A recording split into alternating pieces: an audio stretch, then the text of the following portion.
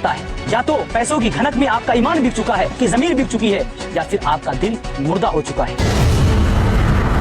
और मैं आपको वो बात याद दिलाना चाहता हूँ कि गरिया ही के नहीं बल्कि पूरे अररिया जिला नहीं बल्कि पूरे बिहार के लोगों ने सुना था जब प्रदीप सिंह की रिकॉर्डिंग पूरे फेसबुक पर छाया हुआ था।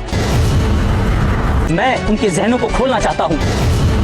एक पत्रकार की तरह सवाल कीजिए और डट कर सवाल कीजिए, आंखों में आंखें डालकर सवाल कीजिए और पूछिए कि आप जीतने के बाद हमारे समाज में दोबारा आए थे? दिल के फफूले जल उठे सीने के आग से, घर में आग लग गई घर ही के चिराग से। दोस्तों, कुछ इसी तरीके का हाल है बिहार के अररिया जिला के सिकटी विधानसभा के हमारे गरिया बस्ती की। कुछ लोग उस पार्टी को सपोर्ट करने में लगे हुए हैं और उनके तलवे चाटने में लगे हुए हैं, जिस पार्टी की सरकार ने पूरे देश को बर्बाद करके रख दिया है और पूरे देश के युवाओं की जिंदगी को बर्बाद करके रख दिया है। अगर बात करें खास तौर से बिहार की युवाओं की जिंदगी को बर्बाद करके रख दिया है। बड़े अफसोस की बात है ना, कुछ अपने समाज के लोग उस पार्टी को सपोर्ट करते हैं जो इस देश को तोड़ने में लगे हुए। इसका बाप खुद कहता है कि इनके कपड़ों से पहचाना जा सकता है कि आतंकवादी कौन है। शायद मुझे लगता है इन लोगों को ये बात याद नहीं, हम ही लोगों पर इन्हीं के सरकार आरोप लगाते हैं। खुद कहते हैं कि बिहार के अंदर घुसपैठी घुसे हुए हैं, बांग्लादेशी मुसलमान घुसे हुए हैं, इनको ये बात याद नहीं। लेकिन मैं इनको वो भी याद दिलाना चाहता हूँ, उन लोगों को जो बीजेपी के तलवे चाटने वाले हैं, उनको मैं ये बात याद दिलाना चाहता हूँ कि आप उस बात को भूल चुके जब प्रदीप सिंह ने भ्रष्टाचारी ऐलान किया था जिला अररिया के अंदर और उसने कहा था अगर अररिया जिला में रहना पड़ेगा तो हिंदू बनना पड़ेगा। क्या आप उस बात को भूल चुके हैं? क्या उस वक्त के हंगामे को भूल चुके हैं जब पूरे अररिया जिला के मुसलमान प्रदीप सिंह के खिलाफ आवाज उठाए थे? आप उस वक्त कहाँ थे? मुझे तो ऐसा नहीं लगता है। एक मुसलमान होने के नाते उस पार्टी को सपोर्ट किया जाना, उस पार्टी को समर्थन किया जाना जो पार्टी इस देश को तोड़ने में लगे हुए हैं, जो पार्टी इलेक्शन के टाइम पे सिर्फ हिंदू मुस्लिम के मुद्दे उठाते हैं, वो पार्टी जो रोजगार, शिक्षा, एजुकेशन, डेमोक्रेसी की बात नहीं करते हैं। ये वही नेता है जो जीतने के बाद कभी 5 साल में एक बार भी झलक नजर नहीं आया हमारे गाँव में।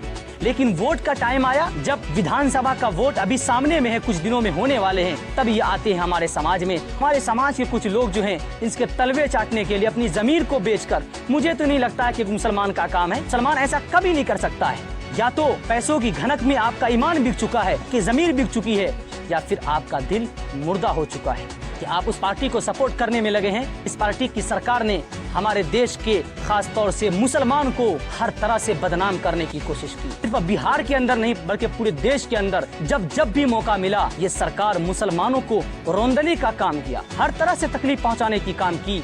आज आप एक मुसलमान होने के नाते उसी पार्टी को सपोर्ट और समर्थन करते हैं और फिर जब कोई आपको सवाल पूछते हैं क्यों समर्थन करते हैं, फिर आप अपने अंदाज में जवाब देते हैं। और मैं आपको वो बात याद दिलाना चाहता हूँ कि गरिया ही के नहीं बल्कि पूरे अररिया जिला नहीं बल्कि पूरे बिहार के लोगों ने सुना था जब प्रदीप सिंह की रिकॉर्डिंग पूरे फेसबुक पर छाया हुआ था। क्या प्रदीप सिंह ने नहीं कहा था कि जिला अररिया के अंदर हमारे सरकार बनाना है, सरकार बन जाएगा तो छोटा पाकिस्तान बन जाएगा? क्या आपको वो रिकॉर्डिंग याद नहीं है? सिर्फ इस बुनियाद पर के आपकी जमीर मर चुकी है। मैं किसी का नाम नहीं लेना चाहता हूँ, लेकिन जो लोग, मैं उनके जहनों को खोलना चाहता हूँ। मुसलमान उस पार्टी को सपोर्ट कभी कर ही नहीं सकता है जो मुसलमानों को हर तरह से बर्बाद करने की कोशिश की। कभी एनआरसी लाया, कभी वक्फ बिल का मामला लाया। मुझे लगता है आपको आंख खोलना चाहिए, आपको सोशल मीडिया पर सही न्यूज सुननी चाहिए। क्या मुसलमानों के खिलाफ आज भी हिंदुस्तान में क्या कुछ नहीं हो रहा है? आपकी आंखों के सामने आपकी जमीन कहाँ गई है?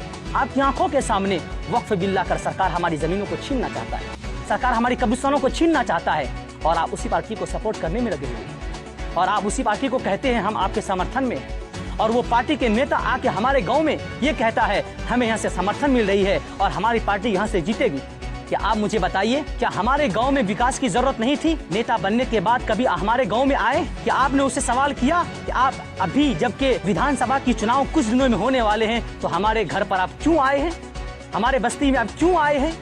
इतने दिन से आप कहाँ सो करते? और मैं उन लोगों से भी सवाल करना चाहता हूँ जो नेताओं से सवाल करते हैं और उनसे पूछते हैं कि आवाम का ये कहना है कि लोग आपसे जानना चाहता है कि कुछ लोग यहाँ पर बारिश के मेंढक की तरह आते हैं। मेरे भाई, आप सवाल कीजिए, इस तरीके से सवाल कीजिए जिस तरीके से आपका नाम है, जिस तरीके से आप जाने जाते हैं सोशल मीडिया पर, जिस तरीके से लोग आपको जानते हैं, आप पर भरोसा करते हैं और आप आवाम का आईना है, सच्चाई को सामने लाते हैं, तो फिर बुज़दिल की तरह सवाल क्यों करते हैं? एक पत्रकार की तरह सवाल कीजिए और डटकर सवाल कीजिए, आंखों में आंखें डालकर सवाल कीजिए और पूछिए कि आप जीतने के बाद हमारे समाज में दोबारा आए थे, और आज जब विधानसभा की चुनाव सामने है तो फिर आप हमारे बस्ती में किस लिए आए हैं? आपने सवाल किया? आप कहते हैं कि बारिश के मेंढक की तरह कोई आते हैं वोट के टाइम में। मेरे भाई, आपको तो सवाल ये करना चाहिए, आप भी उन्हीं में से शामिल हैं। आप जीतने के बाद दोबारा गरिया बस्ती लौट कर नहीं आए, आप भी तो उन बारिश के मेंढक की तरह हैं जो जीतने के बाद दोबारा नहीं आए और ऐसे वक्त में आए हैं जबकि विधानसभा की चुनाव कुछ दिनों में होने वाले हैं, और आप आकर यहाँ पर प्रचार करते हैं और यूँ कहते हैं कि हमारे सरकार ने 10-10 हजार रुपए खाता में डाल दिया है, महिलाओं को अपनी तरफ खींच रहे हैं। कभी आपने सवाल किया रोजगार के बारे में, शिक्षा के बारे में? कभी आपने ये सवाल किया नेताओं से कि हमारे बिहार के युवा जो अपनी जिंदगी को बर्बाद कर रहे हैं, सरकार हमारे युवाओं की जिंदगी को जब बर्बाद करके रख दी है, नौकरी देने का नाम नहीं ले रहा है, क्या आप इसके बारे में सवाल किए? नहीं किए सवाल करना चाहिए आपको सवाल करना चाहिए, क्योंकि आपको देश के चौथे पिलर माने जाते हैं। विभाग पत्रकारी से साबित कीजिए कि आप इस देश के डेमोक्रेसी के हिस्से हैं। तो मैं पूरी आवाम, खासतौर से गरिया बस्ती वालों से कहना चाहता हूँ, आप किसी के बहकावे में मत आए, अपनी जमीर को देखें। एक मुसलमान होने के नाते किसको जिताना चाहिए, सरकार किसकी बननी चाहिए और कौन हमारे लिए बेहतर हो सकता है। बीजेपी की सरकार 2014 से लेकर आज तक हमारे देश में क्या किया, आप हिस्ट्री उठाकर देख सकते हैं। ये तो बड़ी विकास की बातें करते हैं, विकास गिनाते हैं, हमने ये किया वो किया, कुछ नहीं किया, सिर्फ और सिर्फ बर्बाद किया। मैं सलाम करता हूँ उन नौजवानों को, हमारे युवा भाइयों को, खास तौर से गरिया बस्ती जिसने इसके खिलाफ जोरदार आवाज उठाई है और फेसबुक सोशल मीडिया के जरिए से इनके खिलाफ पोस्ट किया है। और खास तौर से फाउंडेशन के चीफ इमरान भाई और साजिद भाई और इनसे जुड़े हुए तमाम युवाओं का दिल से शुक्रिया अदा करता हूं। और आप लोग यकीन रखिए, उन चेहरों को याद रखिए मेरे भाइयों, जिसने अभी विधानसभा की चुनाव में आरजेडी को छोड़कर बीजेपी को समर्थन किया है, क्योंकि आने वाले 2026 के अंदर पंचायत चुनाव भी होने वाला है। पंचायत चुनाव में आप सबको ये साबित करनी है कि जो लोग जिसके समर्थन में होते हैं उसको वही भेजना है। तो मैं पूरे अपने गरिया के जितने भी युवा हैं सबको दिल से शुक्रिया अदा करता हूँ, जिसने हमें मैसेज किया, कॉल किया, कमेंट किया, जिसने हमें समर्थन किया पोस्ट के बावजूद भी, सबका दिल की गहराई से शुक्रिया अदा